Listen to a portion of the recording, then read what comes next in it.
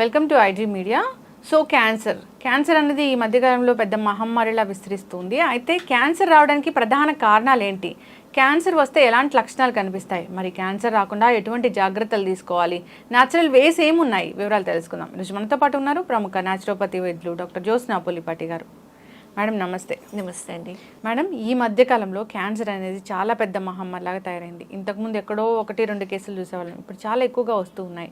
So దీనికి ప్రధాన కారణం అంటే ఏం చెప్తారు? సో మెయిన్గా అండి, అసలు క్యాన్సర్ అని అంటే మనం మామూలుగా మన శరీరంలో ఉన్న ఏవైతే కణాలు ఉంటాయో ఆ కణాలది ఎక్కువ ఓవర్ ప్రాలిఫరేషన్ అంటాము, లేకపోతే ఓవర్ గ్రోత్ ఆఫ్ సెల్స్ అంటాం అనమాట.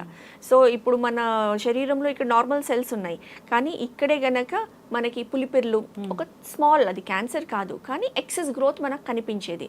అలా ఎప్పుడైతే మన బాడీలో డిఫరెంట్ ఆర్గన్స్లో మనకి తెలియకుండానే లోపల ఈ కణాలన్నీ ఎక్సెస్గా మల్టిప్లై అయ్యి దాని సెల్ టర్న్ ఓవర్ పెరిగి ఈ క్యాన్సర్కి దారితీస్తుంది. అయితే దీనికి ముఖ్య కారణం చూస్తేనండి, మనకి మామూలుగా మన శరీరంలో ఒక రెగ్యులర్ pH వాల్యూ అనేది ఉంటుందన్నమాట. మన బ్లడ్ కానివ్వండి, మన బాడీలో కానివ్వండి. సో ఈ pH వాల్యూ అనేది మన శరీరంలో 7.35 to 7.4 అనేది ఉంటుంది. అంటే ఇది కొంచెం స్లైట్లీ ఆల్కలైన్ అనమాట. ఎప్పుడైతే ఈ pHలో తేడా వస్తుందో, ఎప్పుడైతే ఈ ఆల్కలైన్ pH నుంచి మన బ్లడ్లో కానివ్వండి, మన శరీరంలో కానివ్వండి అసిడిక్ వైపు వెళ్తుందో, ఈవెన్ 0.5 తేడా వచ్చినా కానివ్వండి అసిడిక్ pHగా మారే అవకాశం ఉంటుంది. ఎందుకంటే 7 అనేది న్యూట్రల్ వాల్యూ, 7 కంటే కింద 6.5 ఉన్నా కానివ్వండి అప్పుడు ఈ అసిడిక్ మీడియంలో ఎక్కువ క్యాన్సర్ అనేది గ్రో అయ్యే అవకాశం ఉంటుంది. అంతేకాకుండా క్యాన్సర్కి ఇంకా 2 థింగ్స్ చాలా ఇష్టం అన్నమాట. ఏంటి అని అంటే, ఎక్కడైతే శరీరంలో ఆక్సిజన్ లెవెల్స్ తగ్గుతాయో అక్కడ కూడా క్యాన్సర్ ఎక్కువగా ఉత్పత్తి అవుతుంది. అంతేకాకుండా షుగర్ ఎప్పుడైతే మన బాడీలో పెరుగుతుందో, మన బ్లడ్లో షుగర్ లెవెల్స్ పెరుగుతాయో అప్పుడు కూడా క్యాన్సర్కి దారితీస్తుంది. సో ఈ 3 కారణాలు, ఒకటి మన pH వాల్యూ అనేది అసిడిక్గా మారడము, తర్వాత షుగర్ కంటెంట్ పెరగడము, ఆక్సిజన్ లెవెల్స్ తగ్గడము. ఎప్పుడైతే ఈ 3 కారణాల్లో ఏ కారణమైనా కానివ్వండి మన బాడీలో ఏ ఆర్గన్లో అయినా కానివ్వండి కనిపించినప్పుడు అక్కడ ఆటోమేటిక్గా క్యాన్సర్ గ్రోత్ అనేది కనిపిస్తుందండి. ఓకే. సో క్యాన్సర్ రావడానికి ఈ కారణాలు ఉన్నాయి, ఈ ఆహారాలు తింటే క్యాన్సర్ వస్తుందంటే ఏం చెప్తారు? సో ఇప్పుడు మనం చెప్పుకున్న కారణాల్లో చూస్తే ముఖ్య కారణము అసిడిక్గా మారడం. సో మన శరీరం ఎందుకు అసిడిక్గా మారుతుంది అని అంటే, ఎప్పుడైతే మనం అసిడిక్ ఫుడ్స్ ఎక్కువ తీసుకుంటామో అప్పుడు ఆటోమేటిక్గా శరీరంలో ఈ అసిడిక్ pH పెరుగుతుంది అనమాట. సో అసిడిక్ ఫుడ్స్ అని అంటే కొన్ని ఫుడ్స్ స్పెసిఫిక్గా చాలా అసిడిక్ ఉంటాయండి నేచర్లో. అందులో ముఖ్యమైనది చెప్పాలి అంటే ప్రాసెస్డ్ ఫుడ్స్. ఏవైతే మనకి న్యాచురల్గా ఉత్పత్తి అయిన ఫుడ్స్ కాకుండా మనం వాటిని ఎక్కువగా ప్రాసెస్ చేస్తాము, ఎక్కువ కుకింగ్ చేయడం కానివ్వండి, ఓవర్ కుకింగ్ కానివ్వండి, అండ్ ఎస్పెషల్లీ ఏవైతే మీట్ ప్రోడక్ట్స్ ఉంటాయో, అందుకే వెస్టర్న్ కంట్రీస్లో చూడండి క్యాన్సర్స్ ఎక్కువగా ఉంటాయి. వాళ్ళు రెడ్ మీట్ ఎక్కువ తీసుకుంటారు అండ్ అది కూడా చాలా ప్రాసెస్డ్ ఫామ్లో తీసుకుంటారు. సో అలా తీసుకున్నప్పుడు మన బాడీలో అసిడిక్ కంటెంట్ అనేది పెరుగుతుంది. అంతేకాకుండా కొన్ని ఫుడ్స్ ఆశ్చర్యపోతాం, అసలు మనకి తెలియని కూడా తెలియదు అనమాట. ఈ మధ్య కాలంలో వీట్, గోధుమలు కూడా ఈ క్యాన్సర్స్కి దారితీస్తుందండి. అండ్ ఇది ఈ మధ్య కాలంలో రీసెర్చ్లో తేలిందనమాట. అంతకుముందు ఎందుకంటే గోధుమలు అంటే న్యాచురల్గా మన కంట్రీలో నార్త్ ఇండియాలో రొట్టెలు తినడం, చపాతీస్ తినడం అనేది బాగా వాళ్ళ స్టేపుల్ ఫుడ్. కానీ గోధుమలు ప్రాబ్లం కాదు.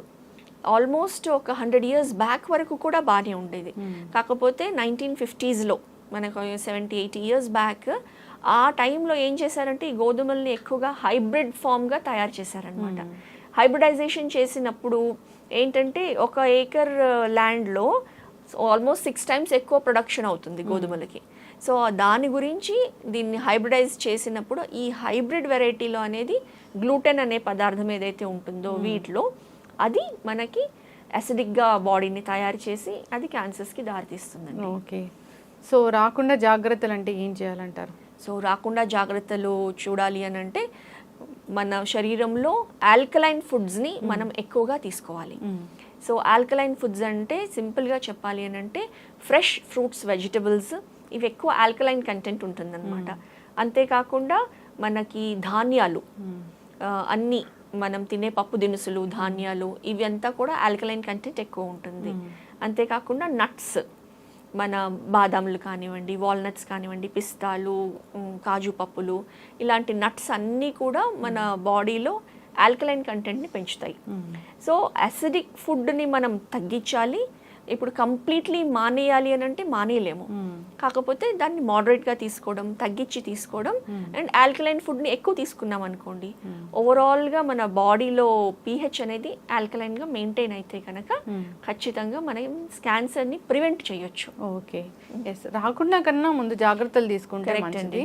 సో అందరికి కూడా ఆహారపు అలవాట్లు మారిపోయాయి, ఎక్కువగా జంక్ తీసుకోవడము, దాన్ని అంతేకాదు లైఫ్ స్టైల్ అంతా మారిపోయింది, లేట్ నైట్ పడుకోవడము, ల్యాక్ ఆఫ్ స్లీప్ కూడా దీనికి ఒక కరెక్ట్ అండి. Stress, lack of sleep, stress, ఇవి వచ్చేసి ఇంకా పెద్ద కారణాలు చెప్పాలంటే, అపార్ట్ ఫ్రమ్ మన ఫుడ్ హ్యాబిట్స్ కాకుండా.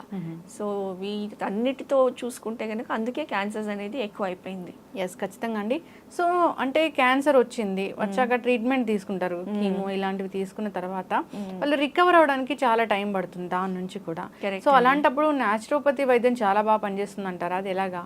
సో న్యాచురోపతి వైద్యంలోనండి ఇప్పుడు ఒకటి, ఈ డయట్ ఏదైతే తీసుకుంటామో ఆహారం, మెయిన్గా బాడీని రీజనరేట్ చేసే ఫుడ్స్, బాడీని రిజువినేట్ చేసే ఫుడ్స్, హీలింగ్ ఫుడ్స్ ఏవైతే ఉంటాయో, సో అందులో మనం ఇందాక అనుకున్నట్లు ఫ్రెష్గా చేసిన ఫుడ్, కూరగాయలు కానివ్వండి, ఎక్కువ వాటరీ వెజిటబుల్స్, బీరకాయ, సొరకాయ, పొట్లకాయ ఇట్లాంటి వాటరీ వెజిటబుల్స్ కానివ్వండి, ఫైబర్ రిచ్ వెజిటబుల్స్ కానివ్వండి, ఈజీలీ డైజెస్టబుల్ వెజిటబుల్స్ కానివ్వండి, అప్పటిదప్పుడు చేసిన ఫ్రెష్ ఫుడ్ తీసుకోవడము, అలానే షుగర్ కంటెంట్ని కంప్లీట్గా తగ్గించేసేయడము, అంతేకాకుండా wheat grass powder, wheat grass juice అనేది చాలా బాగా హెల్ప్ చేస్తుందండి క్యాన్సర్ పేషెంట్స్ రికవర్ అవ్వడానికి ఫాస్ట్గా. ఎందుకంటే అది హైలీ ఆల్కలైన్ ఉంటుంది అండ్ రికవరీ అనేది చాలా క్విక్గా, ప్లస్ వాళ్ళు కీమోథెరపీ తీసుకుంటూ ఉంటారు, ఎంతో పెయిన్లో ఉంటారు, దాని సైడ్ ఎఫెక్ట్స్తో బాధపడుతూ ఉంటారు. సో అలాంటి వాళ్ళకి ఈ వీట్ గ్రాస్ జ్యూస్ అనేది చాలా బాగా హెల్ప్ చేస్తుంది. అంతేకాకుండా న్యాచురోపతిలో ఓజోన్ థెరపీ, సో ఇందాక మనం అనుకున్నట్లు బాడీలో ఆక్సిజన్ లెవెల్స్ తగ్గినప్పుడు ఆటోమేటిక్గా క్యాన్సర్స్ అనేది ఎక్కువ అవుతుంది. సో క్యాన్సర్ ట్రీట్మెంట్లో కానివ్వండి, క్యాన్సర్ నివారించడంలో కానివ్వండి, స్టార్టింగ్ 1-2 స్టేజెస్ ఆఫ్ క్యాన్సర్లో ఉన్నప్పుడు మనము ఓజోన్ థెరపీ అనేది మన సెంటర్లో చేస్తాము. డిఫరెంట్ ఫార్మ్స్లో ఈ హై ఆక్సిజన్ కంటెంట్, ఓజోన్ అనేది O3 మాలిక్యూల్స్ ఉంటుందన్నమాట. సో అది బాడీలో మనము డిఫరెంట్ ఫార్మ్స్లో పంపిస్తాము. అది తీసుకున్నప్పుడు కూడా బాడీలో రిజ్యువినేషన్ అనేది చాలా బాగా అవుతుంది, రికవరీ చాలా క్విక్గా అవుతుందండి ఓజోన్ థెరపీతో. Thank you so much madam, చాలా చక్కటి ఇన్ఫర్మేషన్ అండి. సో న్యాచురోపతి వైద్య విధానం అనేది చాలా గొప్పది. సో మ్యాక్సిమం ఇదంతా కూడా మందులు లేకుండానే ఉంటుంది కాబట్టి దీన్ని ఫాలో అవుతూ ఉంటారు ఎక్కువగా. సో చిన్న చిన్న ఇష్యూస్ కావచ్చు, తర్వాత ఏదైనా ట్రీట్మెంట్ తీసుకున్నాక వచ్చే కాంప్లికేషన్స్ కావచ్చు, అలాంటివి కూడా ఈ న్యాచురోపతి ద్వారా తగ్గిస్తూ ఉంటారు. అది ఫాలో అవ్వాలని కోరుకుందాం. చాలా చక్కటి ఇన్ఫర్మేషన్ అండి, ధన్యవాదాలు. నమస్తే అండి.